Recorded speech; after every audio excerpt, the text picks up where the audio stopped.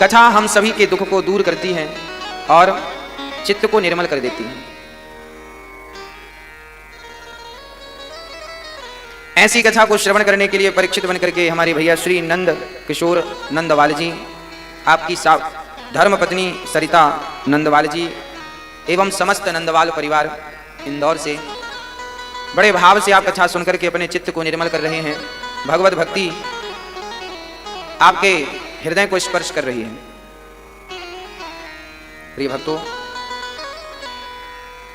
भगवान की कथा समस्त व्यथाओं को मिटाने वाली है। व्यथा कब मिटेगी? जब भगवान की कथा होगी। लोग बड़े व्यथित हैं, बड़े परेशान हैं, बड़े दुखी हैं।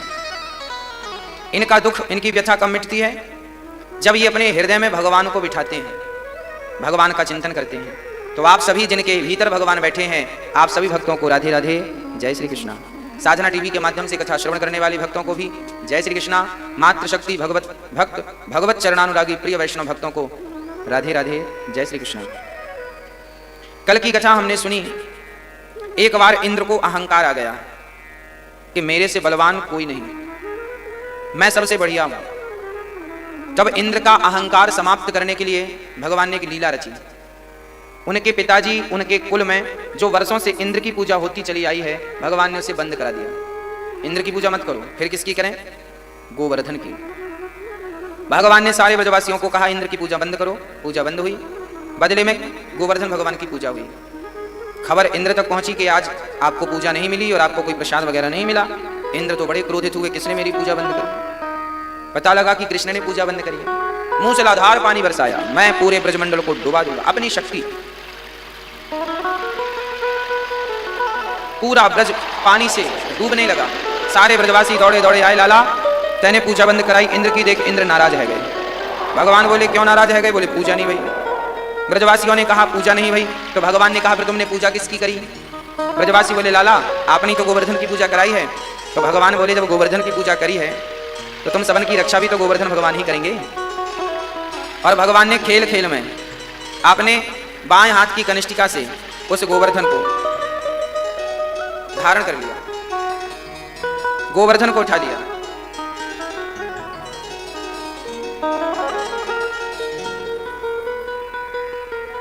जब गोवर्धन को उठाया, सारे ब्रजवासी तलहटी पर नीचे आ गए। इंद्र पानी बरसाते रहे पर उस पानी का कोई प्रभाव नहीं पड़ा, कोई फर्क नहीं पड़ा।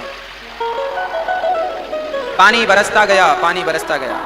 अगस्त जी पानी पीते गए और सुदर्शन भगवान वो जल सुखाते गए, सुखाते गए। कोई प्रभाव नहीं। इंद्र को बड़ा अहंकार था कि देखो मैं कितना बलवान हूं, मैं सब कुछ डुबाने की ताकत रखता हूं। परंतु जितना पानी बरसाए उनके पास स्टॉक में जितना पानी था सब खत्म हो गए, बादल थक करके चले गए। इंद्र घबराए, ये कौन है? अब इंद्र का अहंकार नष्ट हुआ। इंद्र भगवान की शरण में आए, प्रभु हमें क्षमा करो, हमसे बड़ा अपराध हो गया, बड़ा पाप हो गया। भगवान ने कहा कोई बात नहीं इंद्र, आपने जो अपराध किया है उस अपराध में जिन भक्तों ने कभी हमसे मिले नहीं थे, हमसे दरस परस नहीं था, उन्होंने हमसे मिल लिया। एक ही तलहटी पर थे तो सबने दर्शन कर लिया, इसलिए हम प्रसन्न हैं। इंद्र का अहंकार सदा सदा के लिए मिटा दिया। आपने देखा होगा जिन जिनको अहंकार आया है भगवान ही अहंकार मिटाने गए हैं। इंद्र के अहंकार को मिटा दिया, गोवर्धन उठा करके फिर स्थापित कर दिया। तब से भगवान का नाम गिरधारी पड़ गया, गिरिवरधारी। गोवर्धन उठाने से उनका नाम गिरिवरधारी पड़ गया। आज भगवान अपने पिताजी को वरुण लोक से लेकर के आए। उनके पिताजी को वरुण देवता लेकर चले गए थे, फिर वापस लाए। सारे ब्रजवासियों ने हल्ला मचाया कि कृष्ण तो हमारा भगवान है। ब्रजवासी बोले चौरे लाला सच्ची बताइए तू भगवान है का? कन्हैया बोले यदि मैं भगवान हूं तो बोल छोरा का करेगो? ब्रजवासी बोले लाला हमें बैकुंठ को दर्शन करना है, एक बार लाला अपने बैकुंठ को दर्शन कराए दे। ब्रजवासी यनकुं भगवान एक कुंड में, आज भी रंगनाथ जी मंदिर के पास ब्रह्म कुंड है, वहां गोता लगाया, सब के सब पहुंच गए और डुबकी लगाई। सबके सबों ने डुबकी कहां लगाई? ब्रह्म कुंड में। और ब्रह्म कुंड में डुबकी लगाने से सबकी सब ब्रजवासी बैकुंठ पहुंच गए। बड़े भाव से बैकुंठ का दर्शन, बैकुंठ पति का दर्शन किया। पर ब्रजवासी बैकुंठ पति के दर्शन से संतुष्ट नहीं भये। क्यों संतुष्ट नहीं भये? इसलिए संतुष्ट नहीं भये कि बैकुंठ में भगवान वैसे सुलभ नहीं है जैसे वृंदावन में सुलभ है। ब्रजवासी तुरंत वृंदावन आए और गोवर्धन के चरणों में, बिहारी जी के भगवान के चरणों में, कृष्ण तो प्रत्यक्ष यहाँ है, वैकुंठ में करेंगे क्या? वैकुंठ से कहीं ज्यादा महिमा वृंदावन की। वृंदावन ना होता तो वैकुंठ को जानता कौन? इसलिए वृंदावन वैकुंठ से भी श्रेष्ठ है, क्योंकि वृंदावन में भगवान नित्य है। वहां तो भगवान दूर से मिलते हैं और एक झलक मिली तो मिली, नहीं तो फिर वहां के कर्मचारी चलो बढ़ो बढ़ो बढ़ो बढ़ो।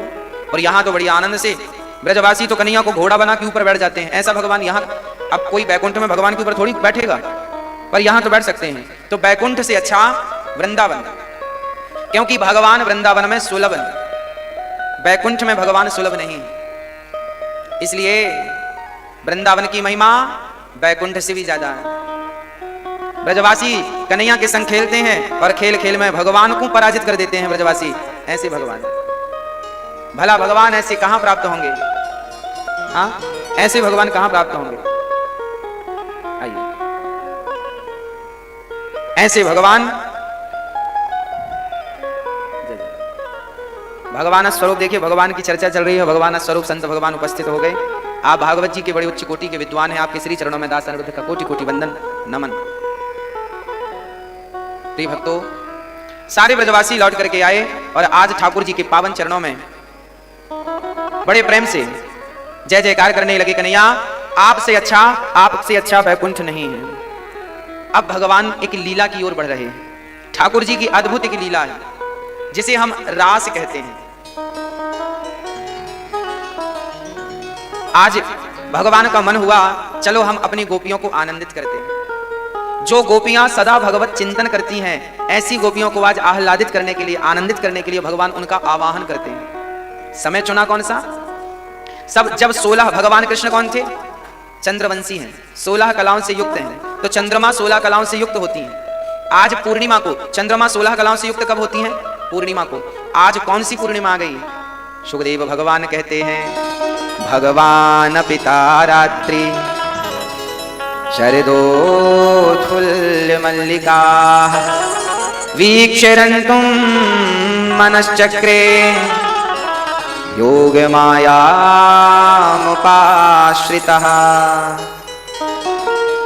भगवान पिता रात्रि, आज भगवान के मन की वह रात्रि आ गई जिस रात्रि का भगवान को वर्षों से इंतजार है। कौन सी रात्रि?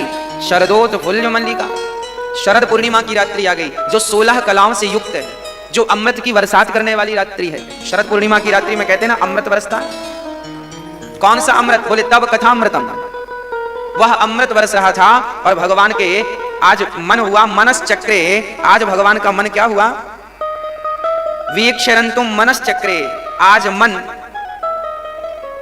रंतुम, आज मन रमण करने का विचार कर रहा है। अर्थात आज भगवान रास रचाने का, कामदेव को पराजित करने का मन बना रहे।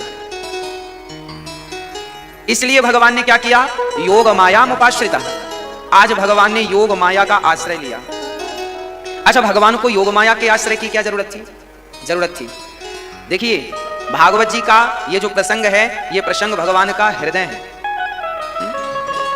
रास पंचाध्यायी भागवत में सबसे गंभीर, सबसे गूढ़ तत्व है। ये समझ में आ गया तो कृष्ण की समस्त लीलाएं समझ में आ जाएंगी, क्योंकि अधिकांश लोग यहीं अटक जाते हैं, यहीं भटक जाते हैं, यहां से मन विचलित हो जाता है। आज आप अटके ना, भटके ना। इसलिए आप ये समझिए कि भगवान ने योग माया मुपाश्रिता, भगवान को माया की क्या जरूरत थी? जरूरत थी जब भगवान ने गोपियों को बुलाया बड़े प्रेम से, निशम्य गीतम तदनंग वर्धनम ब्रजश्रियः कृष्ण गृहीत मानसा। आज ठाकुर जी ने बड़ा अद्भुत गीत गाया, अपनी बांसुरी को अधरों पे रख के, और एक गीत गा करके गोपियों का आवाहन किया। गोपियां सारा काम, अभी मैं बताऊंगा कि भगवान ने योग माया का आश्रय क्यों लिया और कहां लिया, अभी मैं आगे बताऊंगा। अब भगवान ने अधरों पर बांसुरी रख करके बांसुरी बजाई। अब देखिए, माया का कार्यक्रम चालू हो गया। कहां तक माया काम करेगी, कैसे कैसे माया ने काम किया, वो आप समझिएगा। अच्छा, माया कहते किसे हैं, ये समझ में आता है आपको? माया क्या है? भगवान कहते हैं, मम माया दुरत्यया, मैं और उमोर तोड़ते हैं माया। माया की परिभाषाएं अलग अलग। माया किसे कहते हैं? जो है नहीं, पर दिखती हो, उसे माया कहते हैं। जैसे आप सड़क में जब जाते हैं, गाड़ी चलाते हैं, ड्राइविंग करते हैं, तो आपको ऐसा लगता है सामने पानी भरा है। सड़क में आपने देखा गर्मियों के टाइम पे अधिकांश ये मरीचिका कहते हैं, आगे ऐसा लगता है जैसे पानी भरा हो, पानी होता नहीं है, पर लगता है पानी का भ्रम हो रहा है। पानी आपने देखा कभी कि नहीं? देखा होगा तो फिर हमारी बात समझ में आएगी आपको ऐसा लगता है जैसे पानी भरा है, पानी है नहीं पर लगता है। उसी प्रकार से जब आप जाकर देखते हैं तो वहां पानी होता नहीं, दूर से तो लग रहा था पानी है, जाकर देखा तो है नहीं, जो था नहीं पर दिख रहा था। उसी प्रकार जो है नहीं पर दिख बराबर रहा है, जैसे पानी था नहीं पर दिख रहा है, उसी प्रकार ये संसार है नहीं पर संसार जैसा दिख रहा है। यही तो ईश्वर की माया है। इस संसार में आपका कोई है नहीं पर आपके से बहुत लोग दिख रहे हैं, ये मेरा है, ये मेरा। यही तो माया है। इसी माया में तो लोग उलझे पड़े हैं। जो आपका है नहीं, यहां तक कि ये शरीर आपका नहीं है। देहेस्थि मांस रुधिरे, मांस हड्डियों का भरा हुआ एक खजाना है। हम ये हमारा नहीं है पर मान रहे हैं कि ये हमारा है। पत्नी पति पुत्र हमारे हैं नहीं पर मान रहे हैं कि ये सब हमारे हैं। यही माया है। और आज भगवान जी ने बांसुरी जब बजाई, अच्छा जब बांसुरी गोपियों के लिए बजी तो सुना तो बहुत लोगों ने होगा,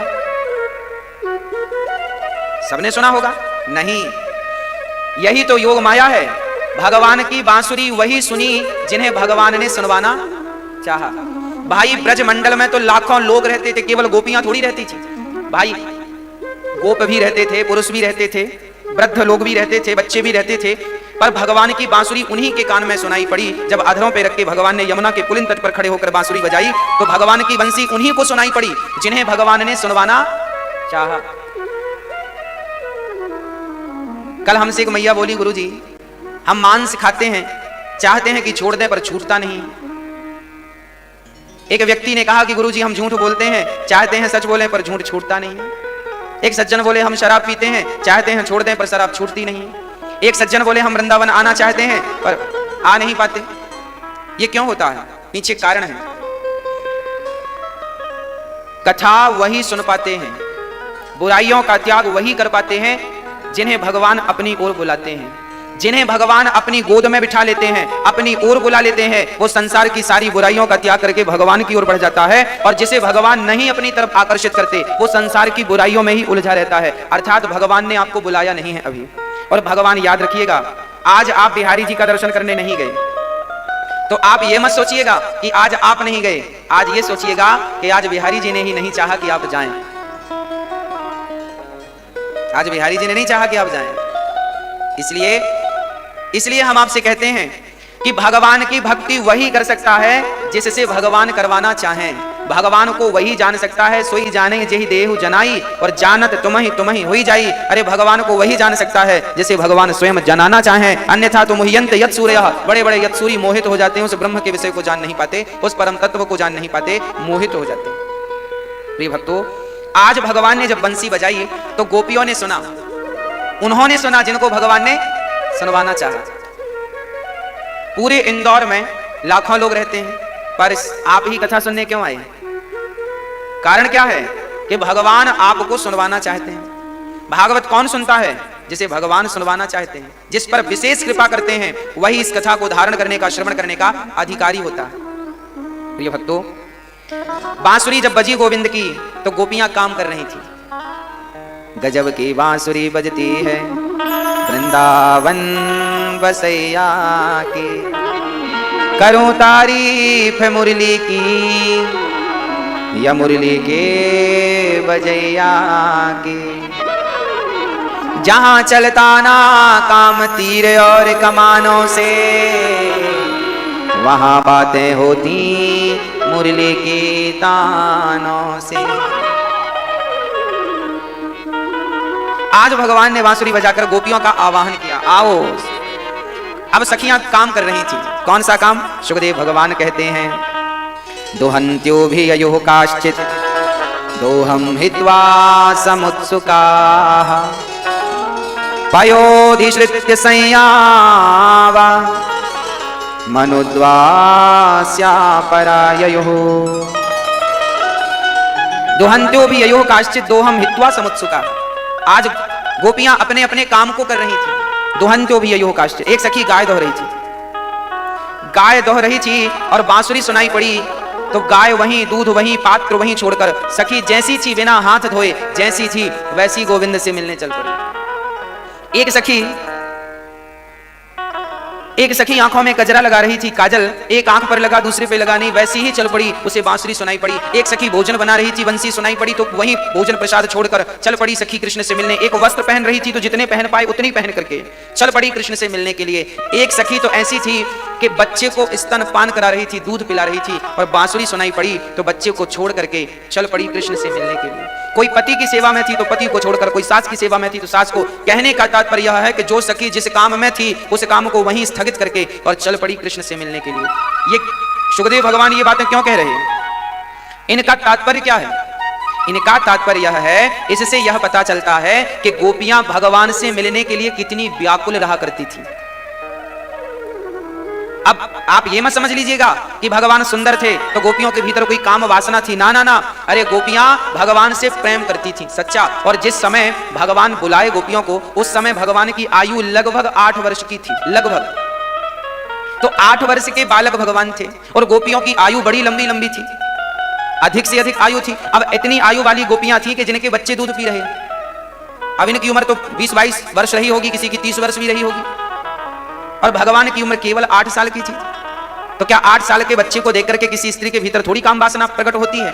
या 8 साल के बच्चे के भीतर थोड़ी किसी बच्चे के अंदर वासना प्रकट होती है?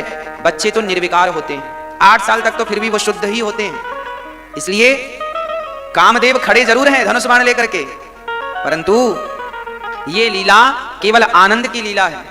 आज सारी गोपियां भगवान से मिलने के लिए ऐसी दौड़ी जैसे मछली पानी के लिए तड़पती है, ऐसे कृष्ण के लिए वो तड़प लेकर के गोपियां कृष्ण से मिलने के लिए चल पड़ी।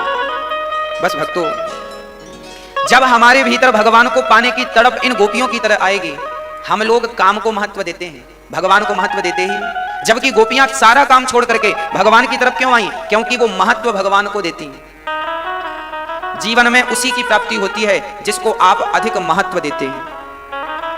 भगवान श्री कृष्ण गोपियों को अपनी ओर बुला रहे हैं और गोपियां पागलों की तरह सब कुछ भूलकर, सब कुछ त्याग कर चल पड़ी।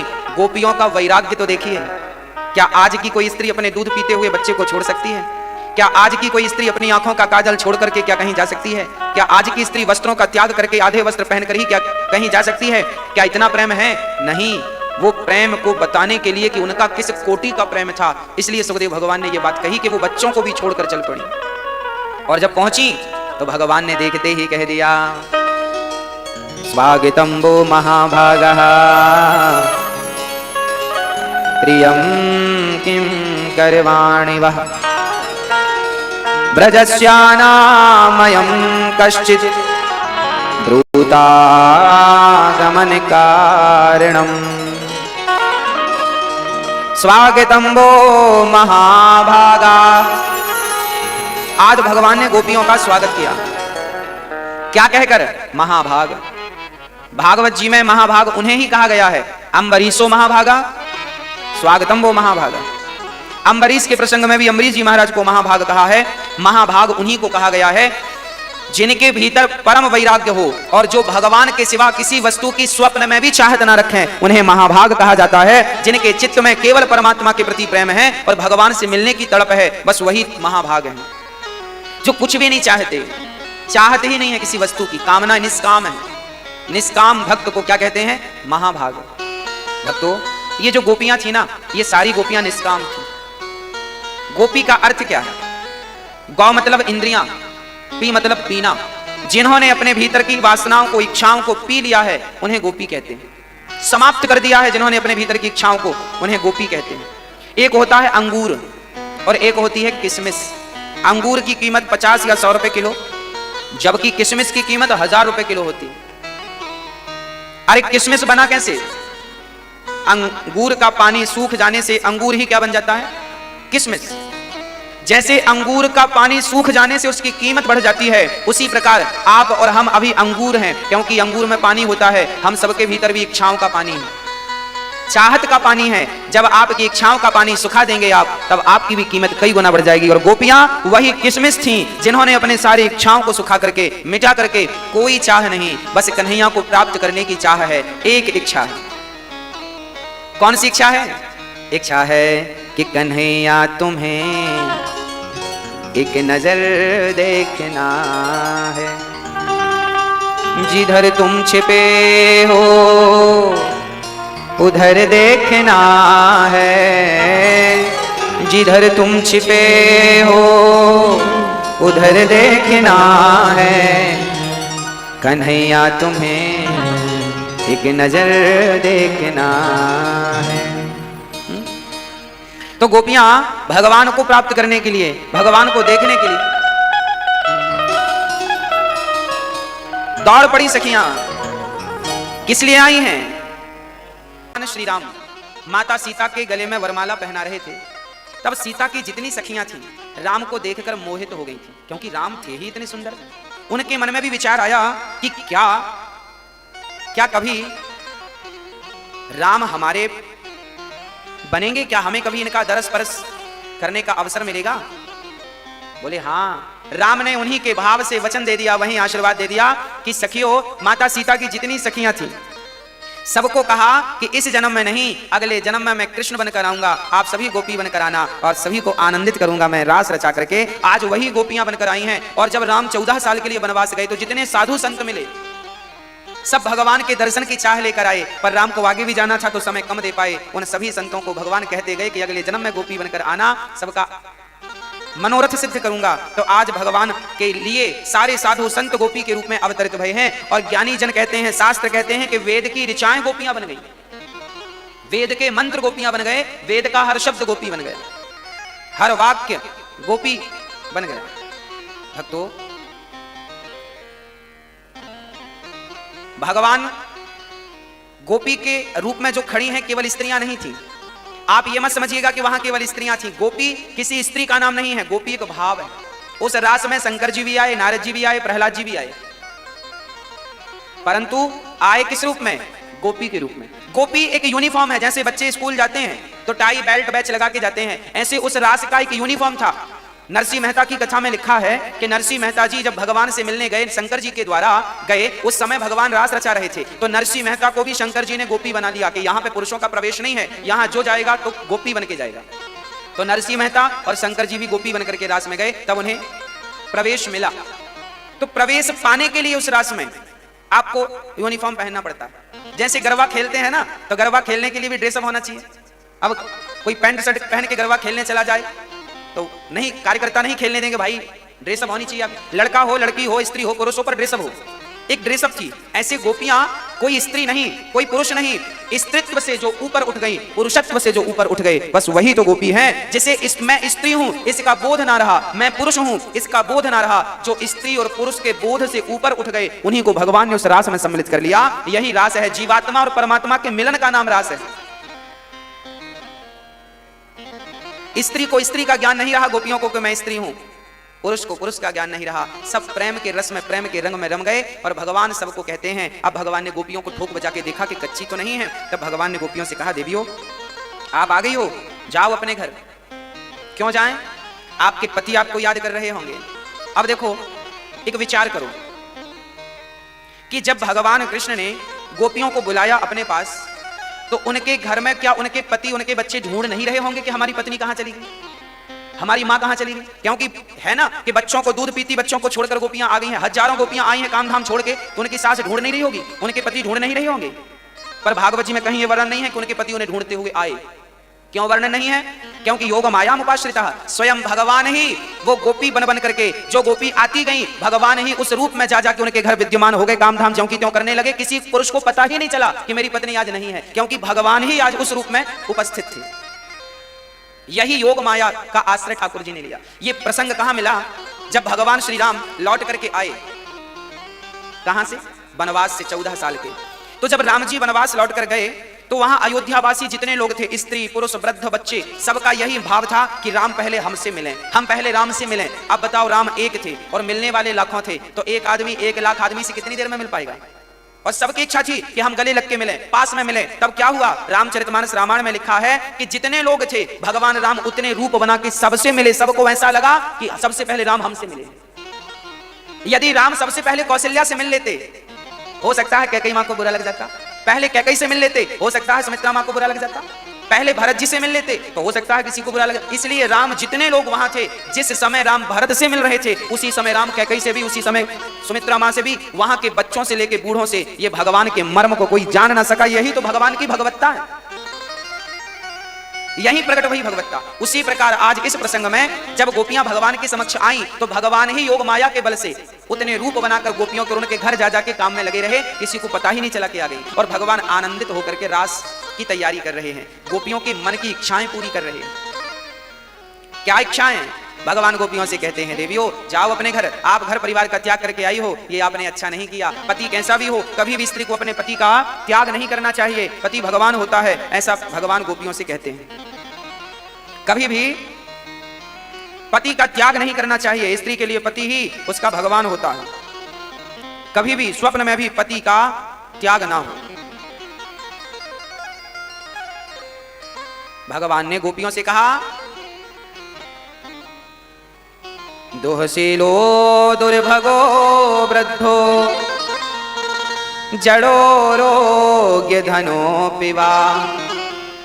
पति कैसा भी हो, रामचरितमानस में गोस्वामी जी लिखते हैं, धीरज धर्म मित्र अरुनारी आपत काल परखिए चारी। वृद्ध रोग बस जड़ धनहीना अंध बहिर क्रोधे यति दीना। ऐसा हूँ पति कर किए अपमाना नारी पाव जमपुर दुख नाना। एक ही धर्म एक व्रत नेमा काय बचन मम पति पद प्रेमा। शास्त्र भी कहते हैं कि पति से प्रेम करो। हाँ, एक ही धर्म एक व्रत नेमा काय बचन मम पति पद प्रेमा। तुम ही मेरे मंदिर तुम ही मेरी पूजा, तुम ही देवता हो तुम ही देवता हो। तुम ही मेरे मंदिर तुम ही मेरी पूजा, तुम ही देवता हो तुम ही देवता हो। तुम ही मेरे माथे की बिंदिया की झिलमिल, तुम ही मेरे हाथों के कंगनों की खन खन।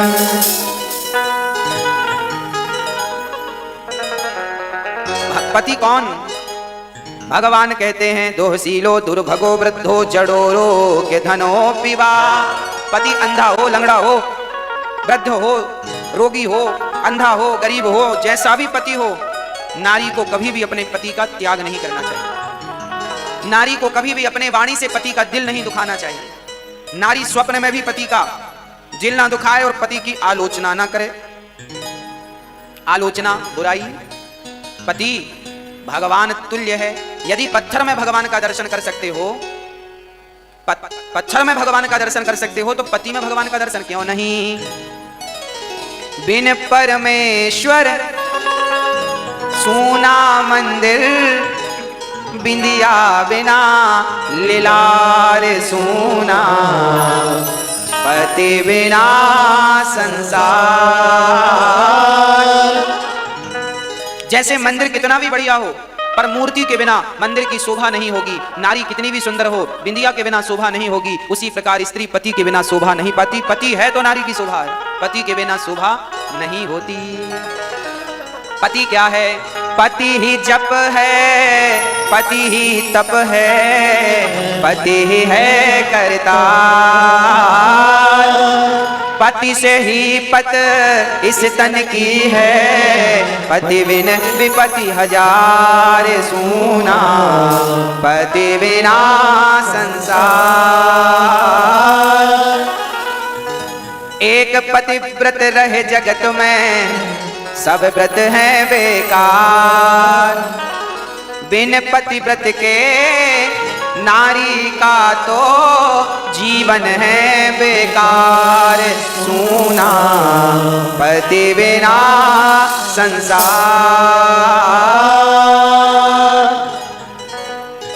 एक पतिव्रत नारी ज्यादा व्रत ना करे, एक ही व्रत करे। कौन सा? एक पतिव्रत रहे जगत में, सब व्रत हैं बेकार। नारी केवल अपने पति की सेवा करे, वो भी भगवान मानकर। पति कैसा भी है ठीक है, याद रखना। आप कहती हो महाराज जी हमारा पति अच्छा नहीं है, तो अच्छा क्यों नहीं मिला आपको? आपकी पड़ोसन को तो बहुत अच्छा मिला है, आपको क्यों अच्छा नहीं मिला? इसका भी एक कारण है।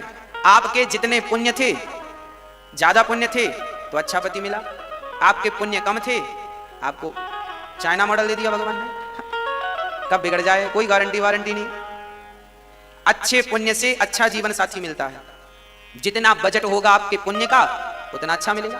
कम बजट था पुण्य का, कम पुण्य किया था, सो सस्ता वाला दे दिया भगवान ने। तो जिनके पति बहुत अच्छे हैं उन स्त्रियों ने बहुत पुण्य किए होंगे किसी जन्म में, इसलिए उन्हें अच्छा पति मिला। जिनके पति घटिया हैं उन्हें कम पुण्य किए हैं। इसलिए आप फिर भी रोया ना करो कि आपका पति शराबी है, जुआड़ी है, आपको मारता है। आपके ही किसी जन्म का पाप था जिसके कारण ऐसा पति। ये भी पापों के दंड हैं, इनको बोलते हैं कर्म दंड। गलत बेटा मिल जाए, बेटा माँ बाप को मारे। ये बेटा क्यों मारता है माँ बाप को? क्योंकि किसी जन्म में तुमसे कोई अपराध हुआ है, पाप हुआ है, जिसके कर्मों का दंड भोगना पड़ रहा है। आपने गलत किया है किसी के संग तो देखो दंड मिल रहा है। इसलिए जिनके जीवन में जिनका पति अच्छा है, पत्नी अच्छी है, पुत्र अच्छा है, इन्होंने जरूर अच्छे पुण्य किए होंगे, तो आज्ञाकारी बेटा है। चाणक्य जी कहते हैं आज के दुनिया में सबसे अमीर वही है जिसकी पत्नी आज्ञाकारी हो, जिसका बेटा आज्ञाकारी हो, उसी को आप सबसे अमीर व्यक्ति समझना, जिसकी पत्नी आज्ञाकारी हो और पुत्र आज्ञाकारी। चाणक्य जी कहते हैं ये बात। तो आज्ञाकारी पत्नी मिल जाए, भगवान की बड़ी कृपा। नहीं पत्नी आज्ञा कम मानती हैं। हर पत्नी पति की आज्ञा माने, पति पे विश्वास रखे। और पुरुष को भी चाहिए, अब माताएं सोच रही होंगी हम सब कुछ करें, ये क्या करेंगे? तो पति का सुनो, पति को क्या करना चाहिए। आपकी पत्नी बढ़िया है तो आपने पुण्य किए हैं, और आपकी पत्नी भी घटिया है तो आपने भी पुण्य नहीं किए। इसलिए भगवान ने सस्ती वाली पकड़ा दी। कभी भी झोला उठाए तो मायके चली जाती है, बार बार भाग जाए, ये सस्ती वाली है। कम बजट था आपका पुण्य का तो सस्ती मिल गई।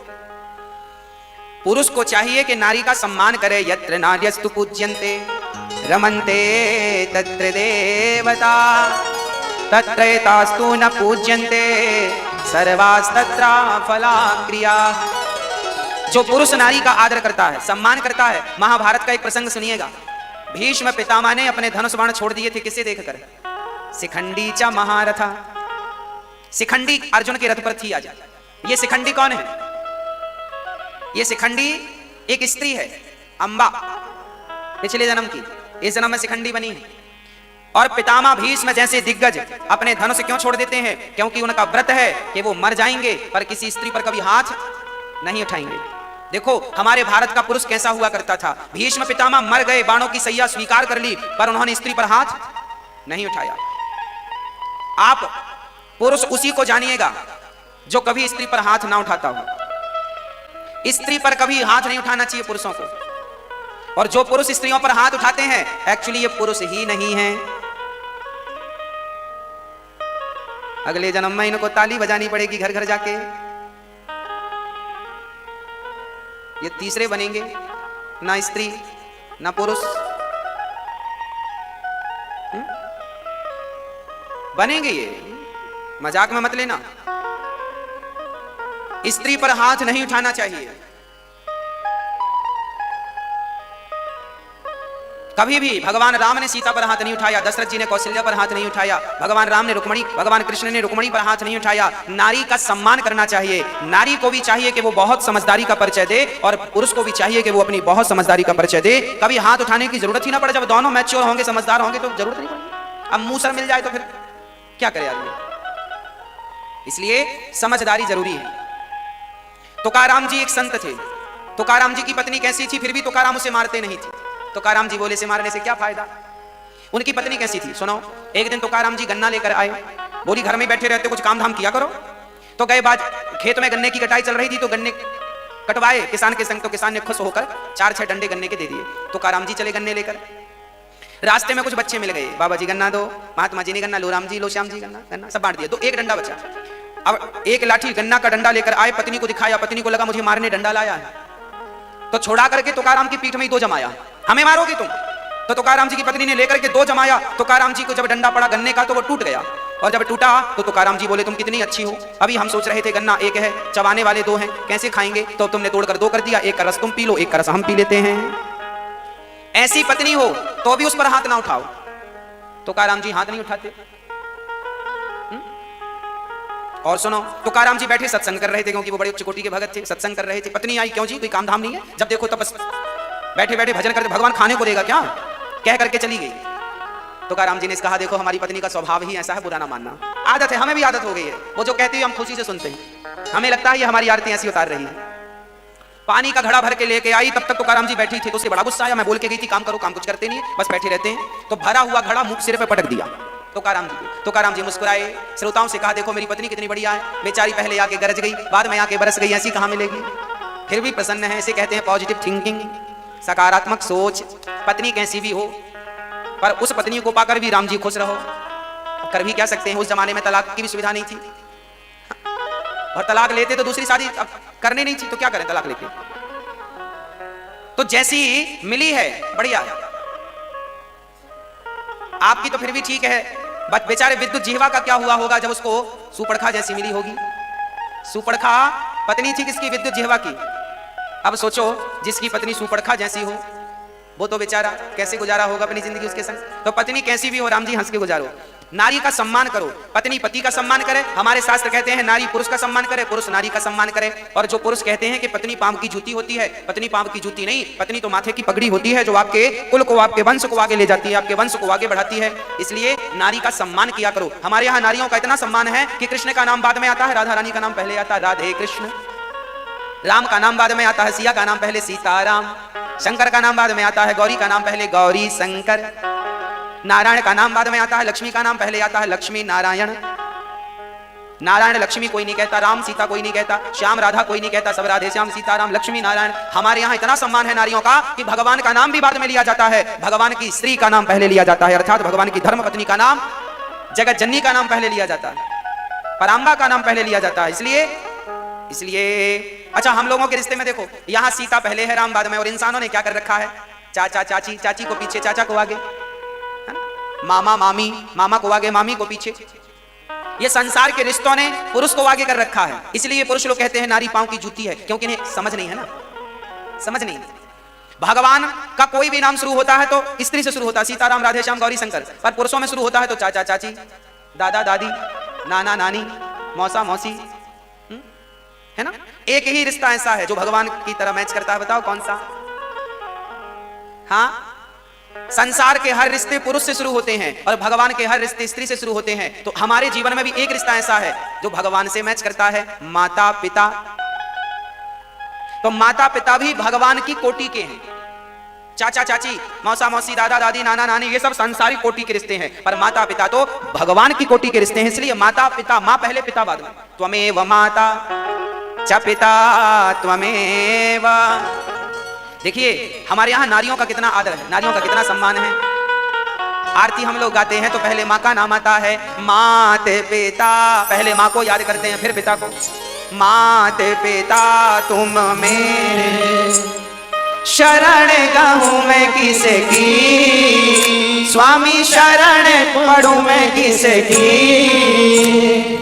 तुम बिने और न दूजा, प्रभु बिने और न दूजा, आस करूं मैं किसे की। ओम जय जगदीश हरे। इसलिए पुरुषों को चाहिए कि नारी का सम्मान करें, नारी को चाहिए पुरुष का सम्मान करें, और दोनों पति पत्नी बड़े प्यार से रहा करें, समझदारी से। मैं आपसे निवेदन करूंगा कि पति डांटा करे तो आप भी मत डांटा करो, चुप रहा करो। चुप रहने से ही ना गृहस्थी चलती है। गृहस्थी ज्यादा बकवास करने से, बोलने से नहीं चलती। समझदार व्यक्ति वो नहीं है जो बहुत बोलता हो, समझदार व्यक्ति वो है जो बहुत सुनता हो। सुनो ज्यादा, बोलो कम। कान 2 है मतलब सुनने के लिए ज्यादा है, मुंह 1 है मतलब 1 मुंह है, बोलो कम, सुनो 2 कान। सुनो ज्यादा, आप उल्टा करते हैं, सुनते बिल्कुल नहीं है, बोलते ज्यादा। हमारी सुनो, हम तुम्हारी नहीं सुनेंगे। लो झगड़े इसी में होते हैं।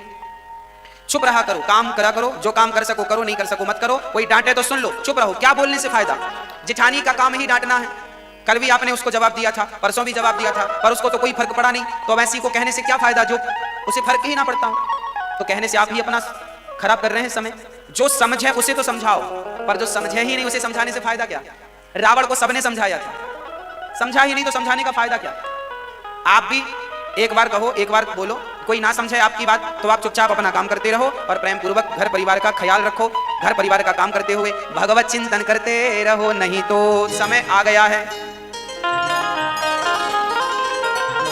ओ भक्तो स्वर्गा से आयो है संदेश, बुलावो आग्यो राम को। देखो जी, जब तक पत्नी जिंदा होती है ना तब तक पुरुष पत्नी की वैल्यू नहीं करता, और जब पत्नी मर जाती है तब बुढ़ापे में याद आती है, जैसी भी थी बढ़िया थी, समय से पानी तो देती थी, समय से भोजन तो कराती थी, आप उसे कभी समझ ही नहीं पाए। जो वस्तु हमारे पास नहीं होती हमें उसकी कदर तब पता चलती है जब तक है। कहावत कहते हैं ना, घर की मुर्गी दाल बराबर। घर की वैल्यू कोई समझ में नहीं आती। पत्नी है, वैल्यू नहीं है, जब वो चली जाएगी तब पता चलेगा। जिनकी चली गई मैंने उनसे कंफर्म किया है, साहब कैसी गुजर रही है, वो बोले बड़ा ठीक, नहीं चल रहा है कुछ भी, ना कोई पानी को पूछता है, ना कोई भोजन का समय है। आपकी बहू आपके बेटा कितना भी अच्छे हो, पर आपकी पत्नी जो आपका ख्याल रख सकती थी ना, वो आपके बेटे बहू ख्याल नहीं रख सकते। इसलिए पत्नी का होना तब पता चलता है जब बुढ़ापा आता है। इसलिए जवानी में आप संभाल के रखिए, प्यार से रहिए, बुढ़ापे में काम आने वाले हैं आप दोनों एक दूसरे के। पत्नी के काम पति आता है, पति के काम पत्नी आती है। जवानी में लड़कपन में जरूरत नहीं पड़ती, आदमी सेल्फ होता है, चलो हम खुद करके खा लेंगे, पर जब उम्र ढलने लगती है ना तब जरूरतें समझ में आती है कि पत्नी का क्या महत्व था, पति का क्या महत्व था। दोनों का अपना अपना महत्व है। पत्नी भी अकेली पति के बिना अधूरी होती है। इसलिए दोनों प्रेम से रहो, जो समय है प्यार से गुजारो, एक दूसरे का ख्याल रखो, दोनों भगवान का भजन करो। मनु शत्रुपा दोनों जंगल गए थे, एक नहीं गए थे। हाँ जी, इसलिए ध्यान से दोनों का ख्याल रखो, और रिश्तों में मधुरता होनी चाहिए, कड़वाहट नहीं होनी चाहिए। जब तक हम जिंदा होते हैं ना वैल्यू समझते ही नहीं। एक दिन क्या हुआ, एक दिन हम अखबार पढ़ रहे थे, अखबार में हमने देखा कि आज खबर आई है कि हम मर गए। अरे हमें लगा आज तो 1 अप्रैल भी नहीं है, किसी ने मजाक भी नहीं किया होगा। ये देखो फ्रंट पेज में लिखा है फलाने जी मर गए, फोटो भी छपी है मरे की। हमने ध्यान से देखा किसी ने मजाक किया। अखबार रख के बाहर देखा तो बाहर सचमुच भीड़ लगी थी, भीड़ लगी है। जरा इमेजिन करना, कल्पना करना, ये घटना आपके साथ घटेगी तो क्या होगा। आप अखबार में देखें कि आपकी तस्वीर छपी है और लिखा है आप मर गए। आप बाहर निकल कर देखें तो एक लाश पड़ी थी, सब गांव वाले, घर वाले, परिवार वाले रो रहे थे। हमने जाकर देखा तो वहां एक लाश पड़ी थी, उसका चेहरा देखा तो वो लाश किसी और की नहीं हमारी ही थी। अरे हम तो जिंदा हैं और ये हमारी लाश डुप्लीकेट कहां से आ गई। अब हमने देखा पत्नी रो रही है, बच्चे रो रहे हैं, परिवार, ध्यान से देखा, अरे भाई रोते क्यों हो, हम तो यहाँ हैं। अब हम सबको टच कर रहे हैं, हम सबसे कह रहे हैं कि मत रो, हम खड़े हैं, पर ना तो कोई हमें देख रहा था, ना तो कोई हमारी बात सुन रहा था।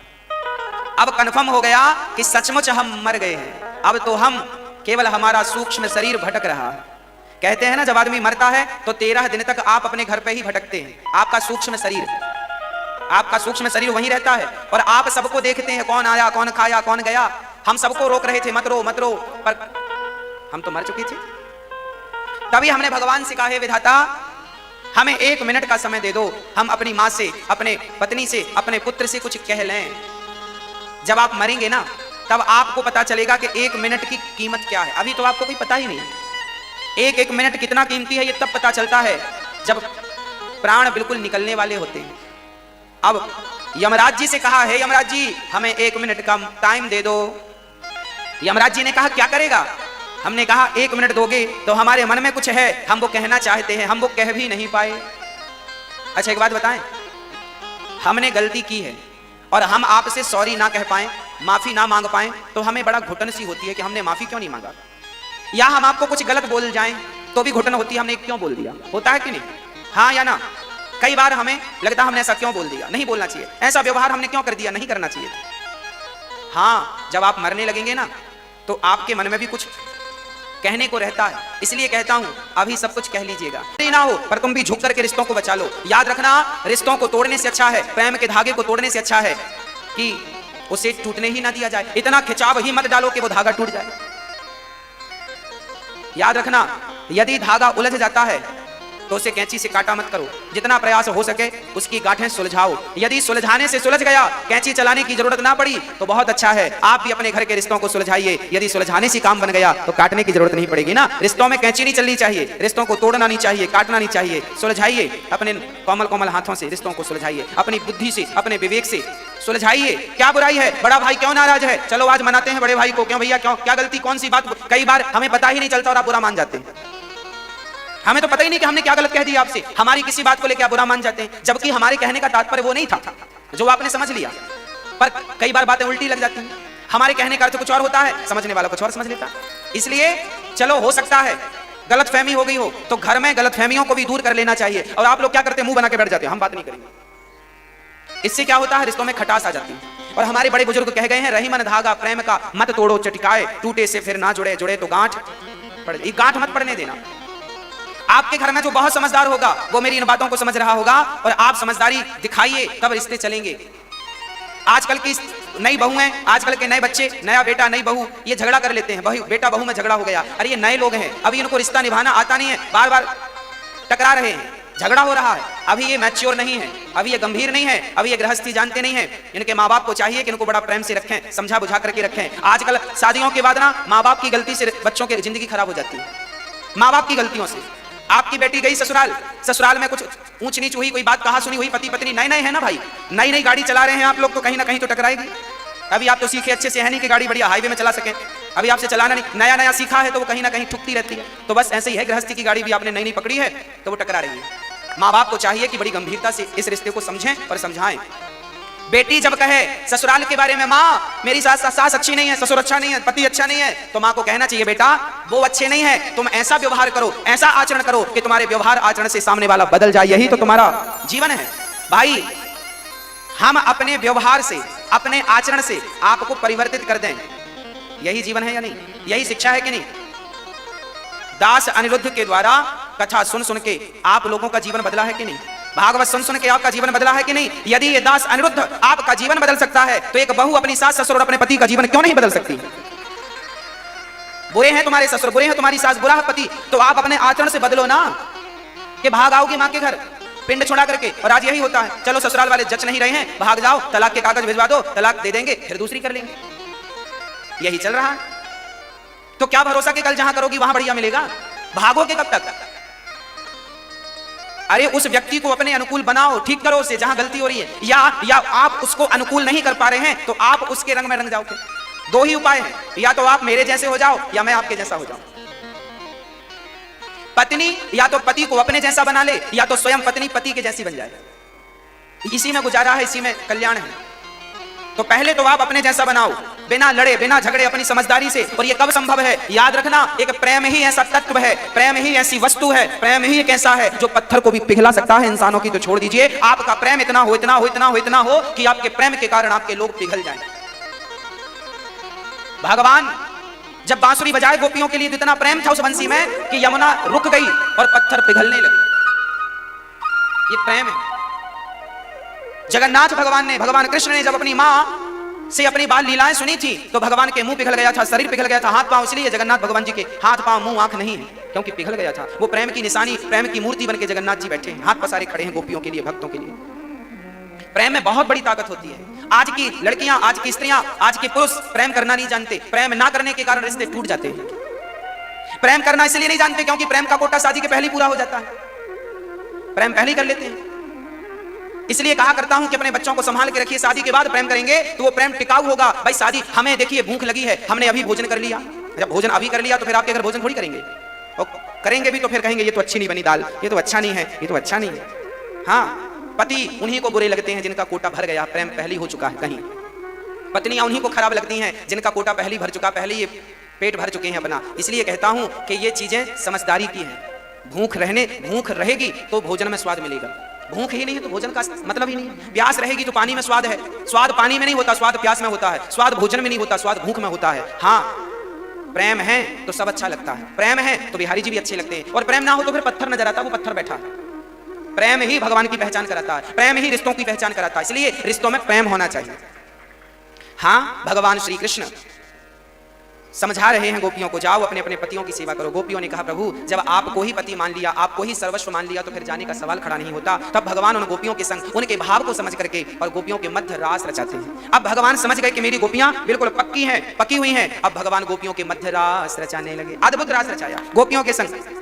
जब ठाकुर जी रास रचाने लगे, उनके संग झूमने लगे, उनके संग नाचने लगे, उनके संग गाने लगे, उनके कंधे से कंधे मिलाकर थिरकने लगे, उनके बालों के पुष्प उनके बालों पर गूंथने लगे, उनके पांव की पायल उनके पांव में पहनाने लगे, अपनी गोद में उनका पांव रखते हैं और पायल पहनाते हैं, उनकी चोटी करने लगते हैं, उनके मुख का पसीना भगवान पहुंचने लगते हैं। और जब भगवान इस प्रकार गोपियों का आलिंगन करने लगे, तब उन गोपियों को अहंकार आ गया कि हम कितनी सुंदर हैं, हमारे जैसा सुंदर कौन होगा, इतनी सुंदर हूं मैं कि भगवान देखो मेरा पसीना पहुंच रहे हैं, भगवान मेरे संग पीछे पीछे घूम रहे हैं। याद रखना भक्तों, गोपियों को भगवान तब मिले जब उनका अहंकार शून्य हो गया, प्रेम बढ़ गया, और जैसे ही अहंकार आया भगवान बोले अच्छा अहंकार करती हो, तो भगवान अंतर्धान हो गए, चले गए भगवान। किसको लेकर? श्री राधा रानी को लेकर चले गए। अब सारी गोपियां जैसे ही कृष्ण गोपियों के मध्य से अंतर्धान भये, सारी गोपियां विरह में डूब गईं, व्याकुल होकर कृष्ण कृष्ण पुकारने लगी। हे कृष्ण कहां चले गए, हे नंदनंदन, हे मनमोहन कहां चले गए, हे प्राण प्यारे कहां चले गए। सारी गोपियां विकल हो गई। याद रखना, मैं पहले कह चुका हूं कि जब तक कोई वस्तु आपके पास होती है तब तक आपको उसकी कीमत नहीं पता चलती, और वो जब दूर हो जाए तब पता चलता है इसका मूल्य क्या था। आज जब कृष्ण गोपियों को छोड़कर गए, तब गोपियों को कृष्ण का मूल्य पता चला कि इनका मूल्य क्या है। अब तो भगवान श्री कृष्ण बड़े प्रेम से राधा रानी को लेकर गए।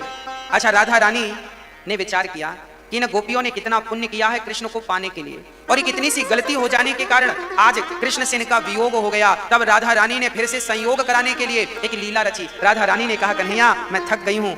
भगवान ने कहा अच्छा आप थक गई हैं तो आओ मेरे कंधे पर बैठ जाओ। और जैसी राधा रानी श्याम सुंदर के कंधे पर बैठना चाही कि भगवान राधा रानी को भी छोड़कर अंतर्धान हो गए। जैसे ही कृष्ण गए, राधा रानी तड़पने लगी, मेरे कृष्ण कहां चले गए, कृष्ण कहां चले गए। राधा रानी इतना तड़पी, तब तक ये गोपियां ढूंढती ढूंढती कृष्ण कहां हो, कृष्ण कहां हो। अच्छा, गोपियों को लग रहा था कि हम ही सबसे ज्यादा प्रेम करती हैं, पर जब राधा रानी के प्रेम को देखा तो गोपियों का प्रेम फीका सा नजर आया। राधा रानी का प्रेम तो सूर्य की तरह था और इनका प्रेम तो जुगनू की तरह था। उस प्रेम में सारी गोपियां खो गईं, और वो कृष्ण का विरह, मेरे कृष्ण कहां हैं, मेरे कृष्ण कब आएंगे, मेरे कृष्ण कहां हैं, सारी गोपियां व्याकुल हो गईं। कृष्ण कृष्ण कृष्ण कृष्ण खोजने लगी, कहां है मेरे कृष्ण कहां। वो प्रेम, वो मिलन की उत्कंठा इतनी बढ़ी कि आज श्री कृष्ण से मिलने के लिए गोपियां पेड़ पौधों से, पशु पक्षियों से पूछने लगी कहां हो, कहां हो, कहां। हे नंदनंदन, हे मनमोहन कहां चले गए, कहां हो भगवान, कहां चले गए। आज जब पुकारने लगी तो क्या हुआ, भगवान श्री कृष्ण सारी गोपियों की पुकार सुन रहे थे। और सच्चाई बताऊं, राधा रानी, गोपियों को भगवान मिले थे राधा रानी की कृपा के बिना, और जब तक राधा रानी की कृपा के बिना भगवान प्राप्त हो भी जाए किसी को तो वो ठहरते नहीं। अब राधा रानी के कृपा से जब गोपियों को भगवान मिलेंगे ना तो वो ठहरेंगे। श्री राधा रानी रोने लगी, हे तुलसी तू ही बता दे मेरे कृष्ण कहां हैं। एक सखी बोली है तो दिन भर ठाकुर के ऊपर चढ़ी रहती है, ये क्या बताएगी, तो हमारी सौतन है। ए वृक्ष तू ही बता दे, ए यमुना तू ही बता दे। पर किसी ने कोई पता नहीं दिया। तब सारी गोपियां रोने लगी। राधे राधे भक्तों, राधे राधे भक्तों, जय श्री राम।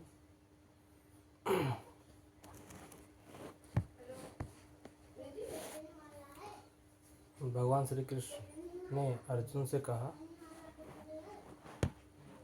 हे अर्जुन, अब मैं तुम्हें ऐसा ज्ञान और अनुभव विज्ञान बताऊंगा जिसे जान लेने के बाद जानने योग्य कुछ भी शेष नहीं रहेगा। मैं समस्त सृष्टि का कारण हूँ। भगवान बोले, पृथ्वी, जल, अग्नि, वायु, आकाश, मन, बुद्धि और अहंकार ये मेरे 8 प्रकार की अपरा भौतिक प्राकृतिक है, लेकिन इनके अतिरिक्त एक और श्रेष्ठ प्राकृतिक है, जीवात्मा, जो समस्त प्राणियों में चेतना का कारण है। भगवान ने कहा, मैं ही संपूर्ण सृष्टि का आदि मध्य और अंत हूँ। सब कुछ भगवान में ही स्थिर है। भगवान ने सुंदर उदाहरण दिया। जिस प्रकार धागे में मोती पिरोए रहते हैं, उसी प्रकार यह संपूर्ण जगत इसमें स्थिर है, अर्थात संसार की प्रत्येक वस्तु भगवान की शक्ति से ही अस्तित्व में है। भगवान हर जगह। श्री कृष्ण ने कहा,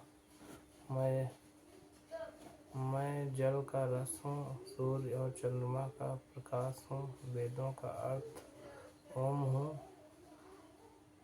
पृथ्वी की पवित्र सुगंध हूँ, अग्नि का तेज हूँ, सभी प्राणियों का जीवन हूँ। इस प्रकार भगवान ने बताया कि प्रत्येक वस्तु और प्रत्येक जीव में विद्यमान है।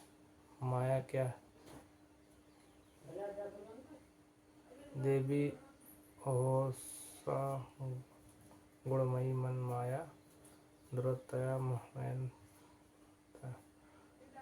मेरी यह त्रिमयी माया अत्यंत कठिन है, लेकिन जो मेरी शरण में आते हैं वह इसे पार कर लेते हैं। 4 प्रकार के भक्त। भगवान ने कहा कि 4 प्रकार के लोग उनकी भक्ति करते हैं। अर्थ, जो दुख में भगवान को पाते हैं, अर्थात जो धन का लाभ चाहते हैं। जिज्ञासु, जो सत्य को जानना चाहते हैं। जो ज्ञानी, जो भगवान को ही अपना सब कुछ मानते हैं। भगवान ने कहा, इनमें ज्ञानी भक्त मुझे सबसे अधिक प्रिय है, क्योंकि वह निष्काम प्रेम से मेरी भक्ति करता है। अनेक जन्मों के बाद भगवान ने एक अत्यंत गहरा वचन कहा, बहुना जन्मस्य ज्ञान मोया प्रदत्ते। अनेक जन्मों के बाद ज्ञानी मनुष्य का यह समझता है कि वासुदेव भगवान श्री कृष्ण ही सब कुछ हैं। ऐसा महात्मा पर अत्यंत दुर्लभ होता है। भगवान संपूर्ण सृष्टि के कारण है। हर वस्तु में भगवान की शक्ति कार्य कर रही है। माया से पार होने का मार्ग भगवान की शरण है। सबसे श्रेष्ठ भक्ति निष्काम प्रेम की भक्ति है। अतः सभी ज्ञान का लक्ष्य भगवान को जानना है। हे अर्जुन, मुझसे श्रेष्ठ कुछ भी नहीं है। यह संपूर्ण जगत उसी प्रकार मुझमें स्थित है, जैसे धागे में मोती पिरोए रहते हैं। हे हरे कृष्णा हरे राम हरे हरे राम राम हरे कृष्णा हरे राम हरे हरे हरे कृष्णा हरे राम हरे हरे। अर्जुन ने भगवान श्री कृष्ण से पूछा, हे पुरुषोत्तम, ब्रह्मा क्या है, अध्यात्मा क्या है, कर्म क्या है और मृत्यु के समय आपका स्मरण करने वाला मनुष्य आपको कैसे प्राप्त करता है? भगवान श्री कृष्ण ने अत्यंत सरल शब्दों में उत्तर दिया। अंतिम समय का स्मरण। भगवान बोले, जो मनुष्य मृत्यु के समय मेरा स्मरण करते हुए शरीर त्यागता है, वह निश्चित रूप से मुझे प्राप्त करता है। जैसा स्मरण वैसी गति। भगवान ने आगे कहा, या वापी स्मरण से मनुष्य अंतिम समय में जिस भाव का स्मरण करता है, वही उसकी अगली गति बनती है। इसीलिए भगवान ने कहा, हे अर्जुन, जीवन भर मेरा स्मरण करते हुए अपना कर्तव्य निभाओ। जो व्यक्ति मन को स्थिर करके ओम का उच्चारण करते हुए मेरा स्मरण करता है, वह परम गति को प्राप्त करता है। यह संसार जन्म और मृत्यु का चक्र है। यहाँ जो जन्म लेता है उसे एक दिन शरीर छोड़ना ही पड़ता है, लेकिन जो मेरे परम धाम को प्राप्त कर लेता है उसे फिर इस संसार में जन्म नहीं लेना पड़ता है।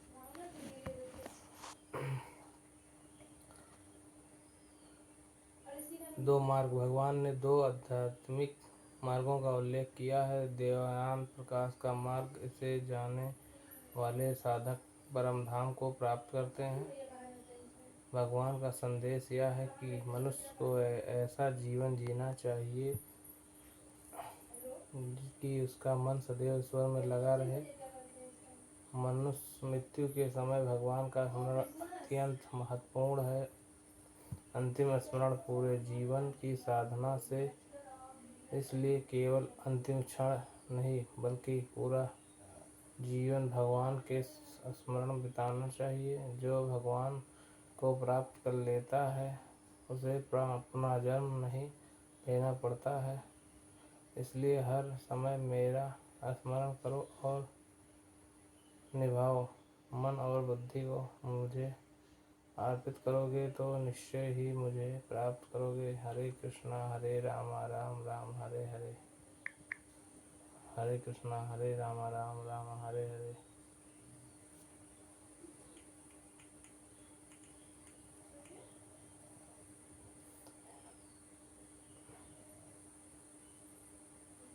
हे अर्जुन, अब मैं तुम्हें सबसे गुप्त, सबसे पवित्र और सबसे श्रेष्ठ ज्ञान बताता हूँ। इसे जानकर तुम सभी दुखों से मुक्त हो जाओगे।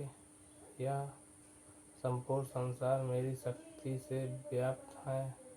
सभी प्राणी मुझमें स्थिर हैं, फिर मैं उनसे बंधा नहीं हूँ।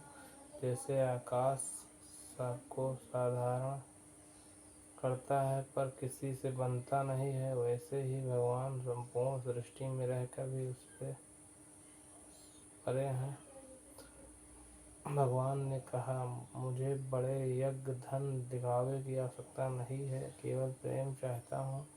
फिर उन्होंने गीता का अत्यंत प्रसिद्ध श्लोक कहा, यदि कोई भक्ति प्रेम से मुझे एक पत्ता, एक फूल, एक फल, थोड़ा सा जल अर्पित करता है तो मैं उसे प्रेम पूर्वक स्वीकार करता हूँ। हर कर्म भगवान को अर्पित करो। जो भी तुम करते हो, खाते हो, दान देते हो या तप करते हो, सब मुझे समर्पित करो। इससे मनुष्य कर्मों के बंधक से मुक्त हो जाता है। भगवान सबके प्रिय समान है। मैं सभी प्राणियों में समान हूँ। मेरे लिए कोई छोटा बड़ा नहीं है, लेकिन जो प्रेम से मेरी भक्ति करता है मैं उसके और निकट जाता हूँ। पापी भी भगवान को प्राप्त कर सकता है। भगवान ने अर्जुन से कहा, यदि कोई मनुष्य पहले पापी रहा हो लेकिन अब पूरे मन से मेरी शरण में आ जाए तो उसे साधु समझना चाहिए, क्योंकि सच्ची भक्ति मनुष्य का जीवन बदल देती है। भगवान का अंतिम संदेश। अध्याय के अंत में भगवान ने अत्यंत मधुर वचन कहे, मानना भव मधुको मधाजी माँ मस्कुर। अपने मन को मुझ में लगाओ और मेरे भक्त बनो। मेरी पूजा करो, मुझे प्रणाम करो। ऐसा करने पे तुम निश्चित ही मुझे प्राप्त करोगे। अध्याय 9 की मुख्य शिक्षाएं। भक्ति सबसे सरल और श्रेष्ठ है। भगवान प्रेम देखते हैं, वस्तु का मूल्य नहीं।